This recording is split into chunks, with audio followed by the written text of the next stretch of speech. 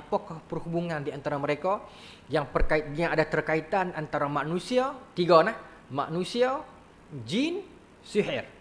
InsyaAllah. Tapi saya bukan nak cerita di sudut agama yang saya tak pandai sangat, saya nak cerita di sudut dokumen. Ini yang saya dapat di satu tempat lah. Bukan di pesta buku lah. Ni ditulis oleh orang putih. Orang putih ni kalau dia buat kajian, dia tak tukar tambah lah pasal dia tak tahu apa. Jadi apa yang dia dapat, dia jumpa, dia interview, dia temui. Dan juga yang tasahihkan yang ni adalah Profesor Syekh Naqib Al-Atas, mengkaji bangsa Melayu yang tuan-tuan tahu lah, pemikir ulung kita hari ni yang masih hidup. Baik. Jadi kita nak cuba baca yang ni. Aspect of Spirit Mediumship in Peninsular Malaysia by William Shaw, National Museum, Kuala Lumpur, 1973. Ya, jangan tak. InsyaAllah. Saya beritahu tu tak apa. Okey. Baik, dalam laporan ini laporan yang dibuat oleh William Shaw ni, dia kaji tentang kebudayaan Melayu dulu yang ada hubungan mistik dengan alam lain. Jadi itu yang saya nak buat kat tuan-tuan. Alam dulu ni dia banyak mistik, puja serapah, tapi dia bawa ayat Quran, dia bawa nama Allah untuk mengelirukan kita. Kita boleh tengok, oh nama Allah, clear kan? Jadi rupanya dia selit serapah antara celah-celahan nama Allah itu menyebabkan kita tertipu dengan benda tu. Sebab tu kata Nabi, ya ayyuhallazina amanu la tattakhizu khutuwati syaitan. Jangan ikut jejak langkah, footstep, tipu daya iblis. Pasal dia pandai menipu. Kalau dia kata, hei sekali apa, siapa nak percaya? Tapi dia selit sikit ni yang Maha Pengasih, Ar-Rahman, Ar-Rahim, semua bismillah selawat. Tapi di celah-celah tu dia edit bubuh dia punya serapah, maka kita baru kata, oh ni ustaz ni. Habis kita. Baik. Yang pertama saya nak cerita pasal satu mantra yang dibuat zaman dulu. Satu amalan, mungkin orang yang duduk di pantai timur, khususnya di Kelantan, Terengganu, dia pernah jumpa benda ni. Okey. Ini adalah satu kaedah untuk tangkap pencuri. Okey, yang tuan-tuan sedang tengok sekarang ni, itu ada di belah kanan Jibril, Mikail, Israfil, Azazil. Bukan Azazil tu. Azrail. Azrail saya cerita. Siapa Azrail ni? Baik. Ini kaedah untuk tangkap pencuri. Okey, saya cerita ni jangan tiru lah. Kaedah dia adalah bila ada satu barang kena curi. Okey. Depa akan ambil satu budak lelaki yang teruna, okey, duduk di tengah rumah. Lelaki ni akan pegang cermin. Okey. Dan akan ambil kertas ni yang ada tulisan ni, Jibril semua ni, pegang dan akan kena buat titik tengah-tengah tu. Okey. Pegang dan menghadap ke cermin tu. Kertas ni, clear dekat tu. Baik. Kemudian tulisan yang atas kertas ni kena tulis dengan dakwat darah orang yang mati dibunuh. Okey. Dan darah itu kena campur dengan darah burung gagak. Hikmah dia adalah kerana menurut kajian ni adalah kerana burung gagak adalah guru pertama dalam dunia. Burung gagak lah yang ajak siapa? Anak Nabi Adam tu. Qabil untuk tanam Habil kan. So dia guru dia yang akan ajak. So campur burung gagak dengan darah orang mati, campur tulis dakwat ni, dia akan pegang, maka tok kahin ni apa, tok bomo ni akan baca mantra, jin Islam akan masuk dalam badan budak tu yang terona pakai jubah putih tu, dan dia akan bercakap dari mulut budak tu, bercakap ataupun yang saya baca kat sini dia kata bercakap, dia akan bawa keluar nama orang yang curi dan nama orang tu akan appear dekat bendera tengah ni, kat dot tengah tu. Dan ini jadi amalan dulu. Okey, baik. Satu. Boleh saya nak pergi next pages. Okey. Muka surat 14. Okey. Okey. Kemudian kita akan pergi bagaimana depa ini buat sihir, yang ni pula popular di Melaka. Okey, nak suruh orang mati. Okey, tapi saya tak payah nak cerita detail lah no. Dia orang mati yang ada wasiat dia yang belum tertunai. Kan? Dia simpan kunci kereta kat mana ke, kan? Tanah tak sign lagi grant kontrak apa, maka dia mati, alamak, ada unfinished business. So mayat ni kena diletakkan di tengah rumah dalam rajah yang tuan-tuan tengok belah kiri tu. Okey, kedudukan mayat dan beranda dan sebagainya tu, maka akan dibacakan mantra dia, auzubillahi minasyaitonirrajim, bismillahirrahmanirrahim, la ilaha illallah muhammadur rasulullah. Dia akan baca ayat Quran dulu. Okey, lepas tu dimulalah panggil-panggil seruan-seruan dia tu. Okey, baik. Apa itu ringkas aja, saya tak mau panjang. Okay, kemudian dia ada juga dan kat dalam kaedah itu dia pesan dalam nak buat kaedah itu, kalau hari Sabtu dan Ahad buat bagi mayat menghadap matahari naik. Kalau hari Jumaat buat bagi arwah mayat menghadap matahari turun. Kalau hari Khamis menghadap selatan. Kalau hari Rabu menghadap utara. Tak apalah, tak payah ulang lah yang tu. Takut kita teramal pula. Okey, baik. Kemudian saya nak pergi muka surat 19 Ustaz. Surat 19 ni dia cerita pasal sihir benci Melayu keturunan Siam ni, ataupun orang kata bomoh Siam. Okay. Kalau ada benda ini dalam lipatan, maka benda ini orang hantar kat kita sihir benci. Okay. Sihir bagi benci. Sekejap lagi tuan-tuan akan tengok satu lagi muka surat 25. 20. Tuan-tuan tengok dekat skrin tuan-tuan, belah kanan tangan tuan-tuan tu, atas. Okay. Dia ada dua kotak. Okay. Dia tulis kat situ, dia punya caption dia Thai Malay Hate Charm. Okey, charm ni apa? Mantra kan? Charm ni mantra azim macam tu. Baik. Sihir benci Melayu Thai. Melayu Thai ni Melayu yang duduk belah-belah Thai lah. Melayu Islam ni. Okey, baik. Kaedah dia, saya nak ajak. Saya tak ajak lah. Saya pun tak tahu. Cuma yang saya baca dan saya kaji, ada dua kertas. Okey, ni dua kertas yang berlainan ni, kanan dan kiri. Okey, ikut tulisan tu. Gulung kertas ni sekali. Jangan ikut lah. Tak apa, tuan-tuan ikut pun tak jadi pun. Dia ada mantra yang saya tak baca. Gulung, tangkap cicak terona. Jangan cari cicak terona. Tangkap cicak terona. Tangkap, nak cek pula hang ni terona ke dah, saya tak tahu lah. Nak urine test ke apa kan. Tapi dalam syarat dia, kerat kepala dia, jolok kertas tadi tu masuk kot lubang mulut dia, tembus kot tengkok yang kena kerat tadi tu, tanam di depan rumah. Sorry lah, bukan depan rumah, depan kawasan orang lalu lalang. So, dua kertas ni berlainan tau. Yang kertas belah kanan buah nama orang kanan, kertas belah kiri buah nama orang kiri. So, nak bagi bergaduh ni. Nak bagi bergaduh. So, siapa-siapa yang lintas, kalau A lintas, A akan benci B. Kalau B lintas, B akan benci A. Dan kalau dua-dua lintas, they will hate each other. Sampailah sihir tu dikorek. Okay? Ini diamalkan dulu. Baik. Dan tuan-tuan tengok yang bawah tu, apa tu? Izrail ke? Bukan? Ra lam ya lam apa tu? Bunyi macam mana tu? Izrail. Tapi dia tak ada hamzah.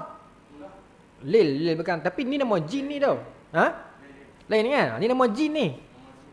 Okey. Ni nama jin ni. Saya tak salah ni nama jin. Tapi dia letak kat nama Allah kat situ. Nampak? Okey. Tapi tuan-tuan tengok belah kanan tu, charm for attaining added sexual potency, untuk meningkatkan syahwat. Saya tak baca lah, ibu mau nak try. Makan kopi jantan sudahlah. Okey, baik, kosok 30. Kenal betina jantan pun tak erti, nak kenal tu nak. Tapi orang dulu cakap, dah tuan-tuan try pun tak jadi, pasal saya tak baca mantra dia. Tuan-tuan, disclaimer. Tuan-tuan jangan kata saya ajak malam ni untuk saya nak ajak cara nak buat, bukan. Kalau tuan-tuan jumpa, tu sihir. Tu tujuan saya tunjuk ni. Baik. Tengok muka surat 30 belah kiri bawah tu, Bismillahirrahmanirrahim tau dia mula dengan nama Allah. Kemudian dia bermain satu ayat Arab. Au man kana mayitan fa ahyanahu. Ya, kemudian dia sambunglah, saya pun tak ada faham, waja'alna lahu nuran yas'a bihi. Dia punya qad tu saya tak pernah faham sangat. Kaman mislihi fi zulumat laisa biqamin minhum. Macam itulah. Okey. Tapi bawah tu dia tulis householder protective charm. Ini untuk kunci yang jaga rumah. Bila orang dulu-dulu keluar rumah, dia akan tulis ayat ini dan dia akan letak dekat atas alang rumah. Dengan letak ayat ini, pencuri tak akan masuk. Dan bila orang main petua kat kita, hang baca ayat ni, pencuri tak boleh masuk. Maka kita pun, oi, bismillahirrahmanirrahim, cantik. Kita gulung-gulung bawa atas halang. Dengan niat tawakkaltu ala Allah. Sedangkan ayat ni bukan ayat Quran. Kalau bahasa Arab maksud dia ni, au man kana mayitan fa ahyanahu, yang ada dalam ni yang mati, fa ahyanahu, hidupkan. Siapa dia? Maknanya dia seru yang dalam ni yang mati, mayitan yang mati, hidupkan dia untuk jaga rumah. Mungkin dia jaga sungguh lah, tapi persoalan dia, siapa dia? Itu yang saya rasa, kita rasa kita kena apa betul lah. Walaupun kita tengok orang kita ni tuan-tuan, pantang dengan Arab sikit, Islam belaka. Okay, jadi kena hati-hati. Baik. Okey, saya sambung lagi. Muka surat 31. Yang ni tuan-tuan pasal tengok. Tengok kat mana? Hantu Kak Limah balik rumah. Tu yang bawah tu. Okey. Ini tuan-tuan pernah jumpa lah. Saya pun pernah jumpa. Ini disebut sebagai azimat Nabi Sulaiman. Ataupun perisai Nabi Sulaiman. Sebab tu dia letak bintang 2 di kiri kanan tu. Okay, Stars of David tu, Shield of Nabi Sulaiman. Okay, dia tulis kat situ, amulet against evil spirit. Adakah boleh jatuh syirik kalau amal? Confirm syirik. Okay. Oh, ayat Quran Oh, Allah Ta'ala saya tak tahu, minta maaf.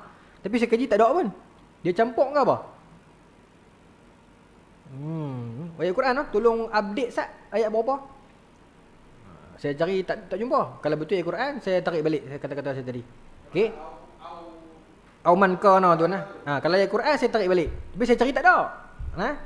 Tak ada masalah pun, kita silap biasa. Baik. Okey. Ustaz Fi tengok ayat Quran ke? Kalau ayat Quran sungguh saya kata tadi saya silap lah. Okey. Tapi saya nak cari bukan ayat Quran. Ataupun ayat Quran yang dia campur. Ustaz Fi tolong kaji tengok, saya beritahu saya. Baik. Okey, kita tengok muka surat 31 yang bawah tu. Ini kita jumpa adalah hantu Kak Limah balik rumah. Okey, disebut sebagai perisai Nabi Sulaiman. Okey, baik. Apa yang ada pada perisai ni? Ini untuk kebal dan untuk bagi orang yang berniat jahat tak nampak rumah kita. Okey? Dia kalau sekadar simbol macam ni, ada masalah tak? Tak ada masalah lah, sekadar simbol. Tetapi masalah dia bila dia letak simbol dan dia baca mantra. Mantra tu lagi saya baca. Okey? Baik. Baik. Saya sambung lagi muka surat 32 Ustaz. Oh ya, Quran Okey, minta maaf saya silap Al-An'am 122. Betul Ustaz Hafiz? Ustaz suruh Ustaz Hafiz cek Ustaz. Dia sebiji ataupun tidak dengan ayat yang saya kata tadi tu? Adakah dia sebiji ataupun dia sekadar dia campur aduk? Al-An'am 122 sahabat kita bagi. Tapi jangan kata, oh ayat Quran boleh baca. Ustaz, mentera dah saya tak baca lagi.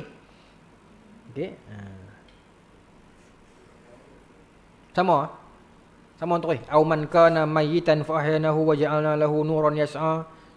Tapi dia tulis ni dia pusing tau, bagi dia jadi tak ada titik, tak ada ni. Tak apa, kita tengok kuasa 32 dulu sementara Ustaz Hafiz cari. Okey. Yang atas tu charm to silent hostile witness. Ini adalah azimat untuk mendiamkan saksi. Ada? Bila saya baca sejarah yang ni, dia berkata zaman British dulu. Bila British nak tangkap orang Melayu, bila soal siasat, ada saksi, nak bagi diam saksi tu, baca yang ni. Okey, tak tahulah dia ada berkaitan dengan baca-bacaan tu. Okey. Dia ayat Quran betul kita dah share semak dah, cuma dia ayat Quran yang sama terus ke apa? Ke dia campur? Sama terus. Sampai ayat terakhir dia. Okey, dia tak habis. Apa-apa. Kita tengok mantra dia macam mana pula. Okey, yang tadi dengar saya kata bukan ayat Quran, saya silap. Tu ayat Quran. Tapi tak habis. Okey, saya tepi mantra dia. Tak ada masalah kita mengaku kita salah. Baik. Muka surat 34. Surah Al-An'am ayat 122. Kita dah check dah. Okey, betul-betul. Surah Al-An'am ayat 122. Tapi dia punya mantra kita tak baca lagi baik. Itu ayat Quran. Ya, betul-betul. Okey. Kalau saya silap depa ulang tu. Okey. Okey, baik. Okey, tengok yang Quran tu. Quran tu. Baik. Ini bukan sudoku. Ya, sudoku pula. Okey. Ini benda apa? Ini yang orang tanya saya tu, auqaf tu. Ataupun sebut apa? Satu lagi orang panggil apa? Wakaf. Bukan wakaf. Wafak. Wafak dengan aufak. Aufak ni jamak dia kan?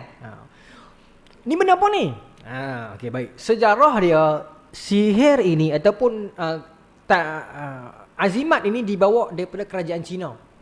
Okey, ini yang saya baca dalam laporan ni lah. Okey, dia jumpa satu orang panglima Cina, dia tengah duduk bertafakur di tepi tasik, kura-kura naik dan di atas kura-kura tu ada nombor-nombor ni keluar. Tapi saya tak tahulah 7 dengan 3 tu dia keluar ke mana. Saya jadi luar kura-kura. Okey, dan dia bawa itu masa kerajaan Cina main dengan Melaka tu. Dia bawa ilmu ni. Dan lagi William Shaw ni akan cerita hantuah pakai yang ni bila diserang oleh golongan tentera India masa hantuah pergi di India. Tapi saya tak kata betul, saya tak kata salah lah. Ini yang William Shaw cerita. Okey, baik. Apa benda yang ada pada benda ni semua ni? Okey, tuan-tuan tengok yang kotak atas belah kanan tu, number wafak ini, tuan-tuan tambahlah kot bawah ke, kot atas ke, kot selang kiri ke kanan ke, jumlah dah tetap 15. Jumlah tetap 15. Genius lah matematik. Tiba-tiba kita tengok atas sekali tu ke kanan. 9 tambah 4, itu lebih 15 dah. So mana kita 15? 9 tambah 5, 14 tambah 1 15. Betul ya? 7 tambah 6 13 tambah 2 15. 4 tambah 3, 7 tambah 5 15. 9 tambah 4 13. Betul. Kok mana pun 15. Okey. Atas kura-kura tu ada orang tua gatal tu huruf Goku, okey. Tapi saya bisa tengok benda ni tau. Saya bisa tengok benda ni ada orang tua-tua tu. Ada orang tua yang kaki ekor, dia akan ada satu buku sekolah tau. Dia simpan dalam buku tu kotak yang macam ni lah. Tapi saya tak tahulah kotak tu kotak yang sama ke kotak yang lain. Siapa yang ada pengalaman boleh cerita kat saya lah. Tapi hari-hari dia akan buka, dia akan kira-kira, dia akan tulis nombor. Ada kira-kira mereka. Ni orang tua-tua yang otai ni, yang tak nak main lah nombor plate kereta accident lah, tak main lah. Dia main yang ni. Okay? Dan Cina pun pakai yang ni. Okay? Jumpa 2-3 benda ni dalam kitab mana? Tajuk Muluk. Dalam Tajuk Muluk ada. Kita pergi buka semualah. Wafak ni dia cerita dijumpai oleh seorang panglima Cina yang bernama Panglima Yu. Dia sedang duduk dekat sungai yang warna kuning. Kemudian timbullah kura-kura tu depan dia, dan dia tertulis nombor-nombor tu tahu. Siapa yang buat graviti belakang kura-kura tu, dia kata bunian sihir, tak tahulah. Tapi memang diamalkan. Bahkan silat-silat pun diguna pakai. Okey. Apa mentera dia? Bila dia bubuh wafak tu dekat dalam pinggang dia akan baca macam ni. Kaf ha ya ain sad. Kaf ha ya ain sad ni surah Maryam lah kan. Kaf ha ya ain sad kan? Kaf ha ya ain sad, ha mim ain sin qaf. Okey, ha min ni satu surah, ain sin qaf surah yang lain pula. Okey, kemudian dia akan baca himayatuna kullu nafsin za'iqatul maut, la ilaha illa minal haq. Baca macam tu. Kemudian dia kata, hak ini bukan hak aku, hak ini bukan hak engkau, hak ini hak Allah.